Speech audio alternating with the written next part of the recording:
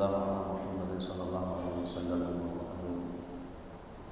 محترم بزرگ دوستوں عزیز بھائی، آج 11 ذی الحجہ ہے۔ آج سے تقریباً 1434 سال پہلے اس کائنات میں کائنات کی تاریخ کا انوکھا حج ہوا تھا، جس حج میں امام الانبیاء، تاجدار مدینہ، کالی کملی والے، سنہری جالی والے، سبز و گنبد کے مکی وجہ تخلیق کائنات، محبوب رب العالمین، مزمل و مدثر، طہ و یاسین، احمد مشتبہ، محمد مصطفیٰ، حضرت محمد صلی اللہ علیہ وسلم بھی موجود تھے۔ کائنات کی تاریخ کا انوکھا حج تھا۔ آپ کے ساتھ جو مجمع تھا وہ چنا ہوا مجمع تھا، جن کو اس کائنات کی پیدائش سے پہلے اللہ پاک نے حضرت محمد صلی اللہ علیہ وسلم کا ساتھی ہونے کے لیے جن کا انتخاب اللہ پاک نے فرمایا تھا۔ ان کی شان میں عبداللہ ابن مسعود رضی اللہ عنہ کا وہ خوبصورت جملہ آپ یاد کریے۔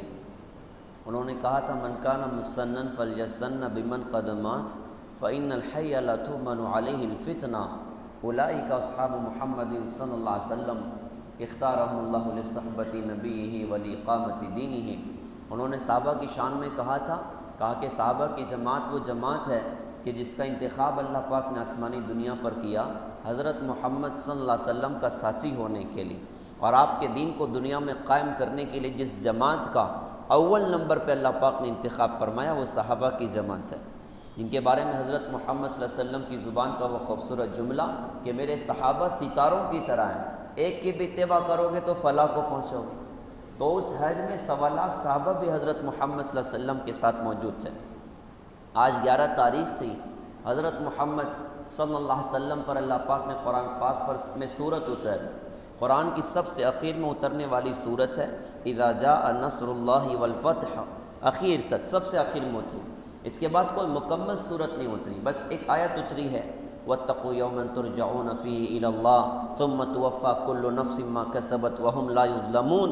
یہ قرآن کی وہ آخری آیت ہے جس کے بعد کوئی آیت بھی قرآن پاک کی نہیں اتری۔ اچھا، جب یہ سورت اتری نا حضرت محمد صلی اللہ علیہ وسلم پر، جس میں یہ بات کہی گئی کہ جب اللہ کی مدد آ جائے اور فتح ہو جائے اور آپ دیکھیں کہ لوگ جوک در جوک اسلام میں داخل ہو رہے ہیں، تو آپ اللہ کی تسبیح بیان کریں، اس کی حمد کے ساتھ اور استغفار کریں، بے شک اللہ تعالیٰ توبہ قبول کرنے والے ہیں۔ یہ سورت اتری تو حضرت محمد صلی اللہ علیہ وسلم سمجھ گئے کہ میرے دنیا سے جانے کی گھڑی قریب ہے۔ واقعی اللہ کی مدد آئی ہے اور فتح ہو گئی ہے اور لوگ جوک در جوک اسلام میں داخل ہو رہے ہیں۔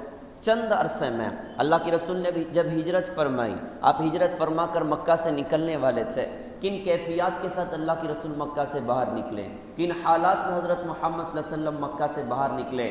حال یہ بنا تھا مکہ میں کہ آپ کی جان پر مشرکین بن آئے اور اس بات کا خلم مشورہ کیا کہ اب تو نعوذ باللہ حضرت محمد صلی اللہ علیہ وسلم کو قتل کر دیا جائے، کون کرے گا، تاکہ ہم سارے لوگ اکٹھا مل کے حضرت محمد صلی اللہ علیہ وسلم کو قتل کر دیں۔ اللہ پاک نے اپنے نبی کو اس بات کی اطلاع فرما دی۔ آپ دوپہر کے وقت میں صدیق اکبر رضی اللہ عنہ کے مکان پر پہنچے۔ امی جان عائشہ کہتی ہیں کہ اس وقت اللہ کے رسول کبھی نہیں آتے تھے، آج جب آئے تو ہم دیکھ کر سمجھ گئے کچھ تو اہم بات پیش آئی ہے۔ آپ تشریف لائے، گھر میں امی جان عائشہ بھی تھیں، حضرت اسماء بھی تھیں، ان کی امی جان بھی تھیں، حضرت صدیق اکبر رضی اللہ عنہ بھی تھے۔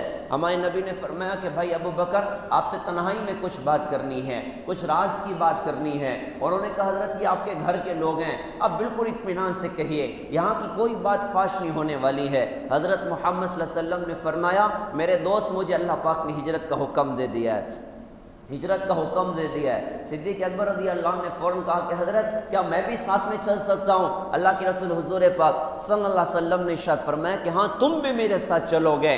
حضرت صدیق اکبر رضی اللہ عنہ زار و قطار رونے لگ گئے۔ امی جان عائشہ کہتی ہے کہ مجھے فرسٹ ٹائم پتہ چلا آدمی خوشی کے موقع پر بھی رویا کرتا ہے، خوشی کے موقع پر بھی رویا کرتا ہے۔ کہا اللہ کے رسول مجھے اندازہ ہو چکا تھا کہ عنقریب ہجرت کا حکم ہونا ہے، میں نے 2 اونٹنیاں تیار کی ہیں، ایک اونٹنی آپ کو گفٹ کرتا ہوں، قصوہ اس کا نام تھا۔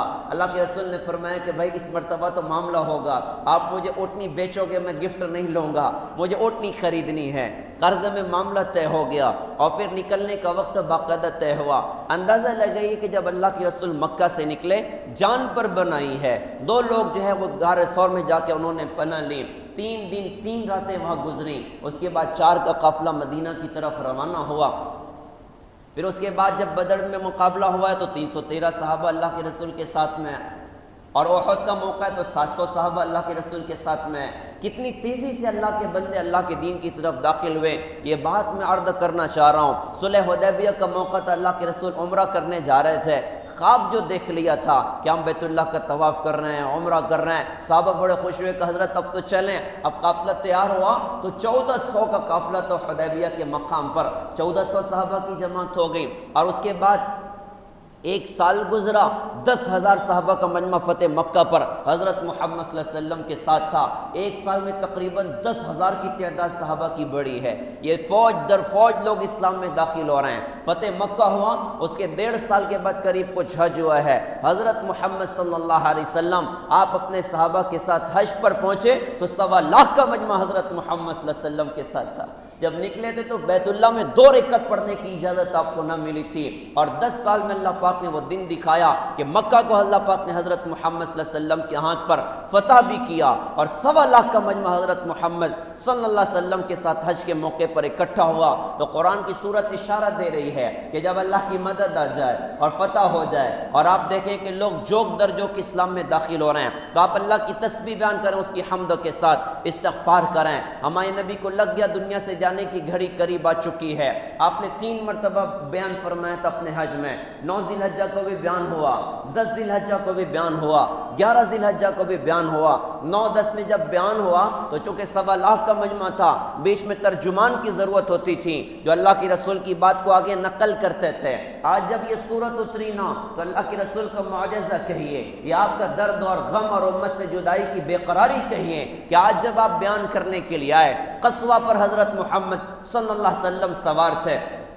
آج 1.25 لاکھ کا مجمع ہے، آج کوئی ترجمان کی ضرورت نہیں ہے۔ جوش اور جذبے میں معجزاتی طور پر آپ کی آواز ایسی بلند ہوئی کہ جیسے قریب کا آدمی ہمارے نبی کی بات کو سن رہا تھا، ایسے دور کا آدمی بھی ہمارے نبی کی بات کو سن رہا تھا۔ آپ نے بیان بھی کیا بیان کیا، یوں لگتا ہے کہ کلیجہ نکال کے اپنی امت کے سامنے رکھ دیا، اپنے دل کا درد نکال کے اپنی امت کے سامنے رکھ دیا۔ آج ہی کے دن تھا، حضرت محمد صلی اللہ علیہ وسلم بیان کے لیے مینا کی وادی میں آپ کھڑے ہوئے، وہ بیان 1.25 لاکھ کا مجمع تو بظاہر نظروں کے سامنے تھا۔ اللہ کی قسم کھا کے کہتا ہوں، اس مسجد میں بیٹھا ہوا ہر فرد حضرت محمد صلی اللہ علیہ وسلم کی نگاہوں میں تھا۔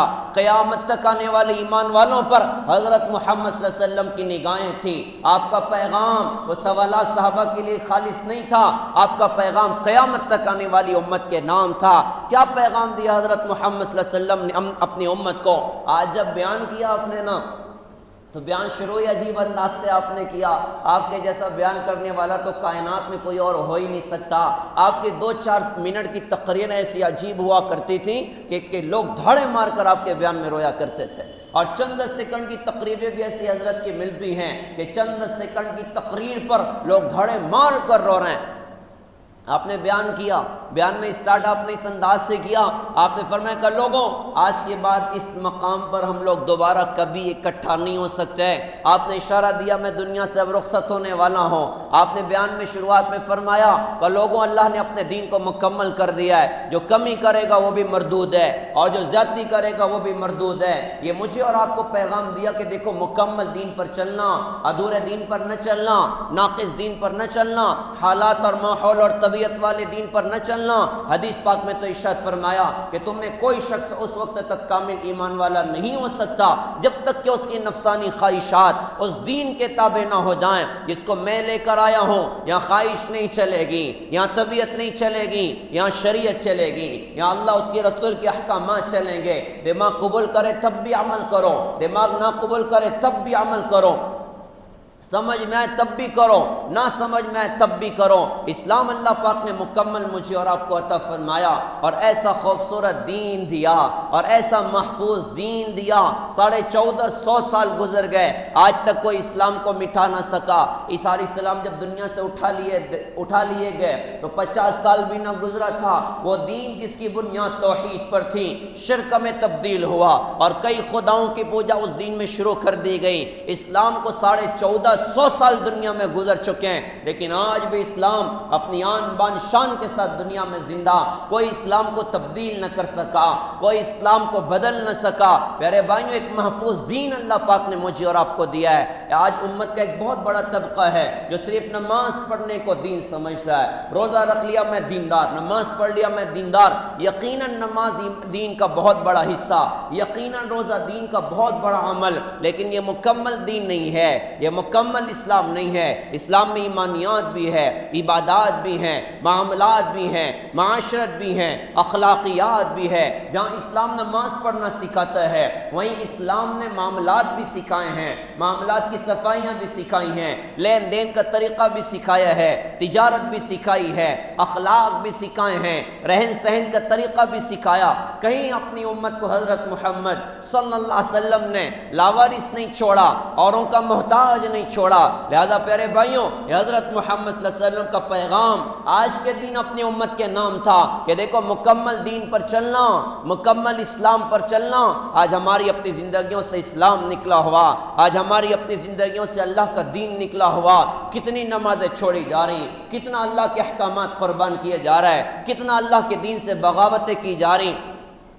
آدمی ادھورے دین پر چلتا ہے، کچھ نمازیں پڑھ لے، آدمی کہتا ہے میرے ساتھ اللہ کی مدد کیوں نہیں آ رہی، روزہ رکھ لیا میرے ساتھ اللہ کی مدد کیوں نہیں آ رہی، اور زندگی تو نافرمانی اور بغاوت والی ہے، اور زندگی اللہ کے احکامات کو چھوڑنے والی ہے۔ زنا عام ہو رہا ہے، شرابیں پی جا رہی، نشے کیے جا رہے ہیں، ماں باپ کی نافرمانیاں کی جا رہی، بہنوں کے حقوق ضائع کیے جا رہا ہے، ناچنے والوں کو زندگی کا ہیرو بنایا جا رہا ہے، اور ڈرگس اور نشاور گولیوں کے وہ ڈیلرز بن کر لوگ بیٹھے ہوئے ہیں، سودے اس کے چل رہے ہیں۔ کیا کچھ نافرمانیاں ماحول میں، ایسے سخت حالات، ایسی سخت نافرمانیاں، آدمی کہتا ہے اللہ کی مدد کیوں نہیں آ رہی، ہم کلمہ پڑھ رہے ہیں اللہ کی مدد کیوں نہیں آ رہی، ہم نماز تو پڑھ رہے ہیں اللہ کی مدد کیوں نہیں آ رہی۔ آدمی اپنی زندگی دیکھے کہ کیا میری زندگی میں اللہ کا مکمل دین ہے، کیا میں مکمل شریعت پر عمل کرتا ہوں۔ لہذا پیارے بھائیوں، ہم سب کو اس بات کی نیت کرنی ہے کہ انشاءاللہ مکمل اسلام کے مطابق اپنی زندگی کو بنائیں گے، مکمل دین کے مطابق اپنی زندگی کو بنائیں گے۔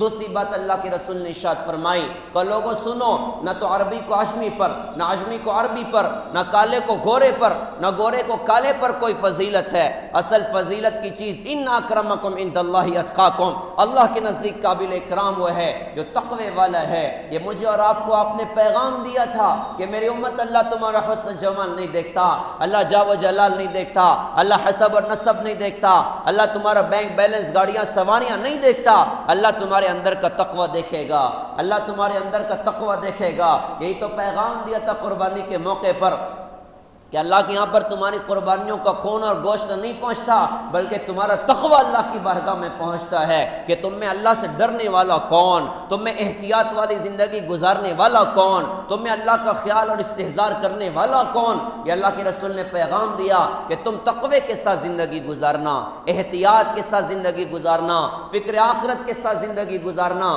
میرا آخرت میں کیا بنے گا، میرا اللہ کے سامنے کیا بنے گا۔ حضرت محمد صلی اللہ علیہ وسلم نے اس کا اتنا تذکرہ کیا، آخرت کا، اللہ کی صفات کا، جہنم کا، جنت کا۔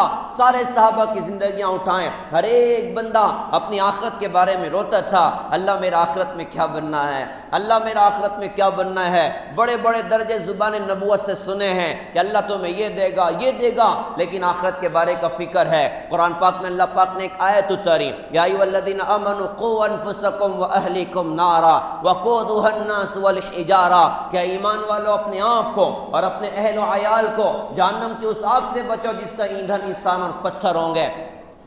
یہ آیت سلمان فارسی رضی اللہ عنہ کے کان میں پڑی، بے قرار ہو گئے اور جنگل کو روتے روتے نکل گئے، کئی دن تک کسی کو نظر نہ آئے۔ اللہ کے رسول نے فرمایا بھائی سلمان نظر نہیں آتے، صحابہ کو کہا جاؤ جا کے تلاش کر کے لاؤ۔ صحابہ تلاش کرنے نکلے تو ایک پہاڑ کے دامن میں اپنے سر پر مٹی ڈال رہے تھے اور بار بار کہتے تھے ہاں ہاں اس آگ کا کیا عالم ہوگا جس کا ایندھن انسان اور پتھر ہوں گے۔ جب واپس لائے گئے اللہ کے رسول کے سامنے ان کی کیفیت بتائی گئی کہ حضرت سلمان کا تو یہ حال تھا۔ اللہ کے رسول نے فرمایا کہ سلمان ان میں سے نہیں ہے جو جہنم میں جائیں گے، ارے سلمان تو ان لوگوں میں ہے جس کو جنت خود چاہتی ہے۔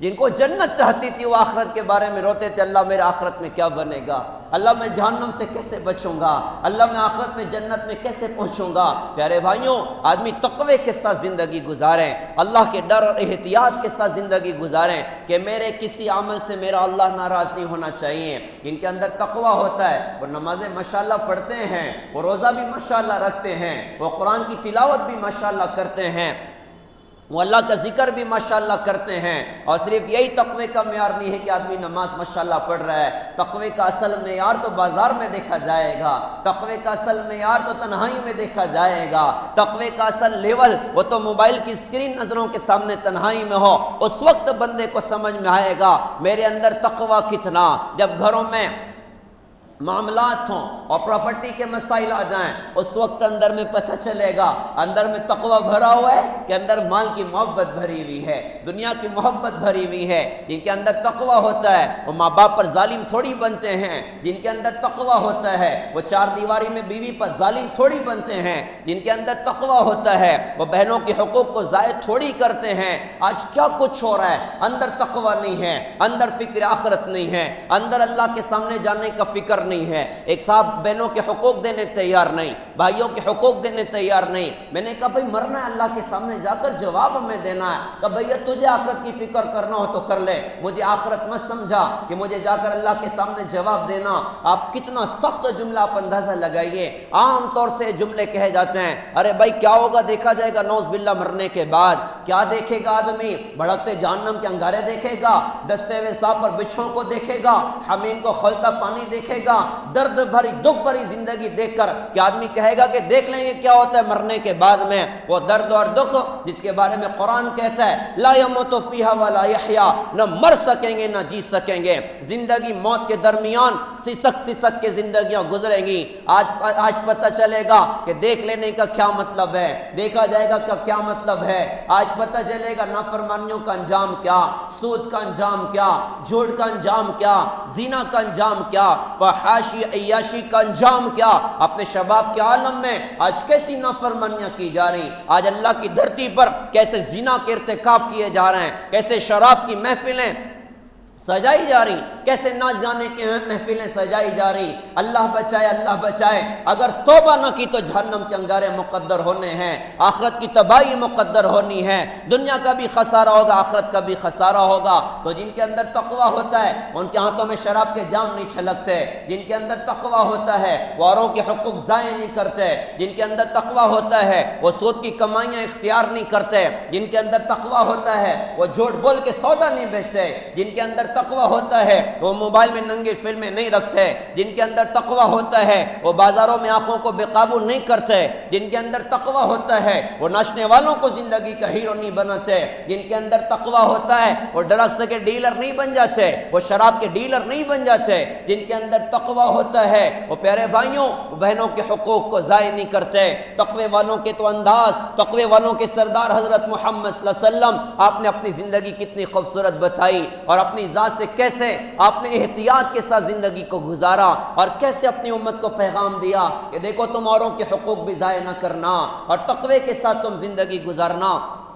مجھے حضرت محمد صلی اللہ علیہ وسلم کا وہ واقعہ یاد آ رہا ہے، حنین کا موقع تھا، اللہ کے رسول حنین میں تھے اور جیرانہ کے مقام پر جب سارا یہ حنین اور بنو سعد اور یہ طائف کا علاقہ فتح ہوا، جیرانہ میں آپ نے قیام فرمایا، 10 دن تک قیام ہوا ہے جیرانہ کے مقام پر، اور اس موقع پر آپ نے انتظار کیا کہ اگر یہ لوگ توبۃ اللہ کر کے کلمہ پڑھ لیں ان کا مال ان میں واپس لوٹاؤں گا، وہ لوگ نہ آئے۔ بعد میں آئے، آپ نے مال غنیمت تقسیم فرمایا، غلام بھی تقسیم ہو گئے، باندیاں بھی تقسیم ہو گئیں، مال بھی تقسیم ہو گیا۔ وہ ایک عجیب الگ الگ عنوان ہے کہ آپ نے تقسیم کس انداز سے کی تھی۔ خیر سب تقسیم ہوا، ایک صحابی آئے کہ یا رسول اللہ میرے حصے میں خاتون آئی ہیں، وہ مجھ سے کہتی ہیں دیکھو میرے ساتھ اچھا سلوک کرنا، میں تمہارے نبی محمد صلی اللہ علیہ وسلم کی بہن ہوں۔ اللہ کے رسول نے سنا تو بے قرار ہو گئے کہ بھائی لاؤ کون ہے میں بھی تو دیکھوں۔ وہ گئے جا کر ان کو لے کر آئے، وہ تشریف لائیں. ان کے ساتھ اور عورتیں بھی تھیں. وہ ٹکٹکی باندھ کے حضرت کو دیکھتی رہیں. آگے بڑھ کے کہا کہ بھائی محمد مجھے پہچان دو صلی اللہ علیہ وسلم. کہا کہ میں تمہاری بہنوں شیمہ حلیمہ سعدیہ کی بیٹی. اتنا سننا تھا. 55 سال کے بعد بہن سے ملاقات ہوئی تھی. حضرت محمد صلی اللہ علیہ وسلم وہ خیالات کی دنیا میں بنو سعد پہنچ گئے. امی بھی یاد آ رہی ہیں, ابو بھی یاد آ رہے ہیں, بہن کے ساتھ کھیلنا بھی یاد آ رہا ہے, بکریاں چرانا بھی یاد آ رہا ہے. آپ کی آنکھ میں آنسو آ گئے, آپ رونے لگ گئے. بہن کی بھی آنکھ میں آنسو. آپ کے کاندھے پر چادر, آپ نے چادر کو اتارا اور زمین پر بچھایا. کہا میری بہن اس چادر پر بیٹھ جائیے. بہن رونے لگ گئی. کہ جی آپ کی چادر تو سر پہ رکھنے کے قابل ہے, اس پر اپنے قدم کیسے رکھ سکتے ہوں؟ آپ نے فرمایا بہن بیٹھ جائیے نا, بڑے زمانوں کے بعد ملاقات ہوئی ہے. بٹھایا, سامنے بیٹھ گئے. بچپن کی کہانیاں شروع ہو گئیں, بچپن کی یادیں تازہ ہو گئیں. کچھ آپ فرماتے کچھ وہ کہتی, کچھ آپ فرماتے کچھ وہ کہتی. باتوں باتوں میں شیمہ نے کہا بھائی تمہیں یاد ہے ایک مرتبہ آپ نے مجھے دانت کاٹا تھا, خون بھی نکلا تھا, دیکھو دانت کاٹنے کے نشان آج بھی میرے ہاتھ پر موجود ہے. اللہ کے رسول کی آنکھ سے آنسو بہ رہے ہیں. شیمہ نے کہا بھائی تمہیں یاد ہے بچپن میں جب تم رویا کرتے تھے تو میں تمہیں بہرانے کے لیے اشعار پڑھتی تھی, اور ان اشعار میں دعا کرتی تھی اللہ سے, یا ربنا ابقی لنا محمدا حتی اراہ یافعا امردا ثم اراہ سیدا مسعودا واکبت عادیہ الحسدا. اے ہمارے رب, ہمارے بھائی محمد کو ہمارے واسطے باقی رکھنا تاکہ ہم اس کو نوجوان دیکھیں, خوبصورت دیکھیں, سردار دیکھیں, عزت والا دیکھیں, اور ان کے سارے دشمنوں کو ان کے سامنے ذلیل ہوتا دیکھیں. یہ شعر کہنے کے بعد خود بھی پھوٹ پھوٹ کے رونے لگی, حضرت بھی رونے لگے. آپ نے فرمایا میری بہن اگر تم میرے پاس رہنا چاہو تو بڑی عزت سے رکھوں گا, اپنے علاقے جانا چاہو تو اجازت ہے. بہن نے کہا جی میں کلمہ بھی پڑھنا چاہتی ہوں. اسلام کا کلمہ پڑھا. باتیں چلتے چلتے کہا کہ بھائی آپ مجھے میرے علاقے روانہ کر دیجئے, کیونکہ میں یہ بات چاہ رہی ہوں کہ اللہ نے مجھے آپ کی برکت سے ایمان دیا, یہ میری ذات تک محدود نہ رہے, میرے علاقے والوں کو بھی کلمہ مل جائے, میرے علاقے والوں کو بھی دین مل جائے. اللہ کرے یہ نبی والا درد ہمیں بھی لگ جائے, یہ نبی والا غم ہمیں بھی لگ جائے. انہوں نے کلمہ پڑھا اور انسانیت کا درد اندر اترا. آج تو ہمارے دلوں میں اپنی ماں کا درد نہیں ہے, ابا کا درد نہیں ہے, بیوی بچوں کا درد نہیں ہے. اللہ میں کیا کروں میری بیوی نمازی بن جائے, اللہ میں کیا کروں میرے بچے دیندار بن جائیں, اللہ میں کیا کروں میرے گھر کے لوگ اللہ کے دین پر چلنے والے بن جائیں, 100% نماز میرے یہاں پر زندہ ہو جائے, میرے بچے حضرت محمد صلی اللہ علیہ وسلم کے عاشق بن جائیں. آج تو اولاد کا درد اندر میں نہیں ہے, کلمہ پڑھتے ہی علاقے کا درد پیدا ہوا. آپ نے کہا بہن ٹھیک ہے میں آپ کا انتظام کر دیتا ہوں. آپ نے صحابہ سے کہا بھائی میری بہن جانے والی سواریاں لاؤ. بہت ساری سواریاں لائی گئیں. ایک خوبصورت اونٹنی کو آپ نے پسند فرمایا, کجاوا اپنے ہاتھ سے رکھا, اپنی بہن کو اس پر بٹھایا. صحابہ سے کہا میری بہن جا رہی ہے, تم لوگ ہدیہ نہیں دو گے؟ اب ہر گھر سے ہدیہ آ رہا ہے, کوئی غلام دے رہا ہے, کوئی باندیا دے رہا ہے, کوئی کھانے پینے کے سامان دے رہا ہے, کوئی اور چیزیں دے رہا ہے. اتنا ہدیہ آیا, کئی اونٹ ہو گئے, کئی اونٹنیاں ہو گئیں, کئی غلام اور باندیاں ہو گئیں, پوری سواری ہدیوں سے بھر گئی. بہن اپنے بھائی کے اخلاق کو دیکھ کر زار و قطار رو رہی ہیں.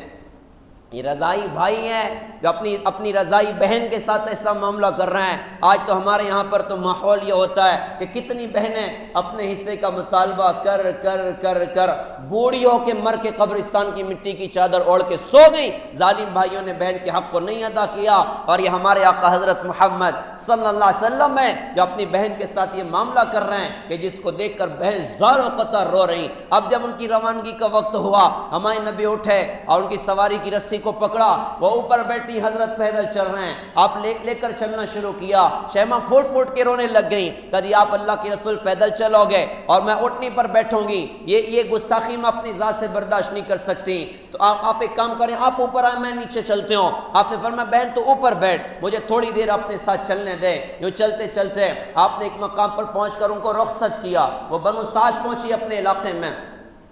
جب علاقے پہنچی تو علاقے والوں کی علاقے کی عورتوں نے گھیر لیا کہ تمہارے بھائی نے تم کو پہچانا کہ نہیں پہچانا, اور کیا معاملہ کیا. جب حضرت محمد صلی اللہ علیہ وسلم کے اخلاق سنائے ہیں, اس سواری سے اترنے سے پہلے 70 عورتوں نے کلمہ پڑھا, اور ایک دن میں 300 گھرانے اسلام میں داخل ہو گئے. یہ ہمارے نبی کے اخلاق ہیں. پیارے بھائیوں, یہ حضرت محمد صلی اللہ علیہ وسلم نے اپنی امت کو پیغام دیا تھا کہ ایک تو تم مکمل دین پر چلنا, دوسرا تم تقوی والی زندگی اختیار کر کرنا، احتیاط والی زندگی اختیار کرنا کہ تمہارے اوپر مخلوق کا کوئی حق باقی نہ ہو، تم دینے والے بنو، لینے والے نہ بنو، تم عطا کرنے والے بنو، تمہارے اوپر کسی کا حق باقی نہیں ہونا چاہیے۔ آپ نے اس بیان میں، آج ہی کے بیان میں آپ نے ارشاد فرمایا تھا کہ لوگوں سنو، میں کل حوض کوثر پر تمہارا انتظار کروں گا، میں منتظر رہوں گا، اور فرمایا تھا ارے میں تمہیں اللہ کا واسطہ دے کے کہتا ہوں، 1.25 لاکھ کا مجمع ہے، اور نظروں میں یہ مجمع بھی حضرت محمد صلی اللہ علیہ وسلم کی نگاہوں میں، چشم تصور میں دیکھیے کہ آج مینا کی وادی میں آپ میرے اور آپ کے نبی آج کے دن ہمیں کیا پیغام 1434 سال پہلے دے رہے تھے۔ آپ نے کہا تھا میں تمہیں اللہ کا واسطہ دے کے کہتا ہوں، بدعملی کر کے کل آخرت میں مجھ کو ذلیل مت کر دینا، مجھ کو رسوا مت کر دینا۔ اتنے بڑے نبی کو امتی اگر زانی بن کر آئے ان کے دل پر کیا گزرے گی، چور بن کر آئے ان کے دل پر کیا گزرے گی، شرابی بن کے آ گیا، بہنوں کے حقوق کو ضائع کر کے آ گیا، ماں باپ کو گالیاں دے کر آیا، ناچنے والوں کو زندگی کا ہیرو بنا کر آیا، ان کے دل پر کیا گزرے گی۔ پھر آپ نے فرمایا سنو، میں حوض کوثر پر ہوں گا اور بڑا مجمع میری طرف آئے گا حوض کوثر کا پانی پینے کے لیے۔ میرے حوض کا پانی کیسا؟ فرمایا دودھ سے زیادہ سفید ہے، مشک سے زیادہ خوشبودار ہے، شہد سے زیادہ میٹھا ہے، اس کے پیالے ستاروں کی تعداد سے بھی زیادہ، اور میں امید کرتا ہوں سب سے زیادہ امتی میرے پاس آئیں گے حوض کوثر کا پانی پینے کے لیے۔ آپ نے کہا کہ جب بہت بڑا مجمع آئے گا نا تو کچھ لوگوں کو فرشتے دھکا مار کے پیچھے کریں گے، ارے تمہاری انٹری ادھر نہیں ہے، تم پیچھے ہٹ جاؤ، پیچھے ہٹ جاؤ۔ میں فرشتوں سے کہوں گا کیوں دھکے مارتے ہو، یہ میرے امتی ہیں۔ فرشتے کہیں گے حضرت آپ کو نہیں پتا، انہوں نے آپ کے بعد آپ کے دین کو تبدیل کر دیا تھا، آپ کے دین کو بدل دیا تھا۔ اللہ بچائے، اللہ بچائے، کتنی سخت بات آقا نے ارشاد فرمائی کہ پھر سنو، میں بھی کہوں گا ان لوگوں سے کہ تم مجھ سے دور ہو جاؤ، تم نے میرے بعد میرے دین کو تبدیل کر کے رکھ دیا تھا، میرے دین کو بدل کے رکھ دیا تھا۔ پیارے بھائیوں، اس دن اگر یہ بات اگر کہہ دی جائے، ہم اپنی زندگی کہاں بدلنے جائیں گے، ہم اپنی زندگی کہاں صحیح کرنے جائیں گے، ہم کہاں نیک اعمال اکٹھے کرنے جائیں گے، موقع نہ ہوگا نیک عمل کے کرنے کا۔ آج اللہ پاک نے مجھے اور آپ کو موقع دیا ہے، آج ہی کے دن کا اللہ کے رسول کا پیغام تھا کہ دیکھو تم میری مخالفت والی زندگی اختیار نہ کرنا، لہذا یہ ہم سب کے نام حضرت محمد صلی اللہ علیہ وسلم کا پیغام ہے کہ ہم اپنی زندگی سنت اور شریعت والی بنائیں، اسلام والی بنائیں، دین والی بنائیں، اور اللہ کا دین دنیا میں زندہ ہو۔ اللہ کے رسول نے آج کے دن صحابہ سے پوچھا اللہ حل بلغت ہو، کیا میں نے تم تک دین پہنچا دیا ہے؟ تو صحابہ نے گواہی دی کہ حضرت ہم گواہی دیتے ہیں کہ آپ نے حق ادا کر دیا۔ آپ نے اللہ کو گواہ بنا کے کہا الا فلیبلغ الشاہد الغائب، جو یہاں حاضر ہیں وہ غائبین تک میرے دین کے پیغام کو پہنچا دیں۔ یہ تبلیغ کا کام، یہ تبلیغی جماعت ہمیں نہیں سمجھا رہی، یہ تبلیغ کا کام تو 1450 سال پہلے حضرت محمد صلی اللہ علیہ وسلم نے اپنی امت کے کاندھے پر ڈالا تھا، جس کو آج ہمارے بزرگ ہمیں سمجھا رہے ہیں، آج ہمارے علماء ہمیں سمجھا رہے ہیں، تبلیغ کے بزرگ ساری دنیا کو بتا رہے ہیں کہ ارے دین کا پیغام لے کر دنیا میں چلنا یہ تمہاری اپنی ذمہ داری ہے، یہ تمہارا اپنا کام ہے۔ لہذا پیارے بھائیوں، ہمیں دین پر چلنا بھی ہے اور دین ساری دنیا میں زندہ ہو جائے، اس کے لیے دین کے کام کرنے بھی ہیں۔ 3 باتیں بطور خاص لے لیں۔ ایک تو ہم علماء سے جڑ کر زندگی گزاریں، علماء کی رہبری میں زندگی گزاریں۔ وبا کا دور و امت ڈاکٹر سے دور ہو جائے تو اس بات کا خطرہ ہے کہ امت ہلاکت تک پہنچے گی، اور فتنوں کا دور ہو اور امت اگر علماء سے کٹ جائے یا کاٹ دی جائے تو اس بات کا پکا یقین ہے کہ گمراہی تک پہنچے گی۔ لہٰذا ہم علماء سے جڑیں، موت میت علماء، کاروبار علماء، تجارت علماء، ملازمت علماء، تبلیغ کا کام کا علماء کی نگرانی میں کریں گے انشاءاللہ۔ دوسری بات پیارے بھائیوں، بدن بیمار ہوتا ہم ڈاکٹر کے پاس جاتے ہیں، یہ روح بھی بیمار ہوتی ہے، حسد ہے، جلن ہے، بغض ہے، عداوت ہے، بڑا بننے کا جذبہ ہے، حب جا، حب مال ہے، یہ سب تباہیوں والے جذبے ہیں۔ آدمی خود بھی ڈوبتا ہے، امت کو بھی ڈوباتا ہے۔ لہٰذا اس کی اصلاح کا راستہ اللہ والوں کی صحبت ہے، اللہ والوں کا ساتھ ہے، تربیت بزرگوں سے ہوا کرتی ہے، تربیت بڑوں سے ہوا کرتی ہے، آدمی تربیت لے کر زندگی گزاریں۔ تیسری بات پیارے بھائیوں، پوری دنیا میں اللہ پاک نے دعوت و تبلیغ کی خوبصورت محنت چلائی ہے، یہ تبلیغی جماعت کا کام نہیں ہے، یہ تو ہر امتی کی ذمہ داری ہے، اس لیے تبلیغی جماعت کا ہر امتی کی ذمہ داری ہے۔ یہ نبی والے درد کا نام دین کی محنت ہے، نبی والی بے قراری کا نام تبلیغ کی محنت ہے۔ لہٰذا اللہ پاک نے ہمیں یہ موقع دیا، ہم نیت کریں کہ دنیا میں چل پھر کر اللہ کے بندوں کو اللہ کا پیغام سنائیں گے انشاءاللہ۔ اللہ پاک سے دعا ہے اللہ پاک ہم سب کو سمجھ عطا فرمائیں۔ عمل کی اللہ تعالیٰ ہم سب کو توفیق عطا فرمائیں۔ وآخر دعوانا الحمدللہ رب العالمین۔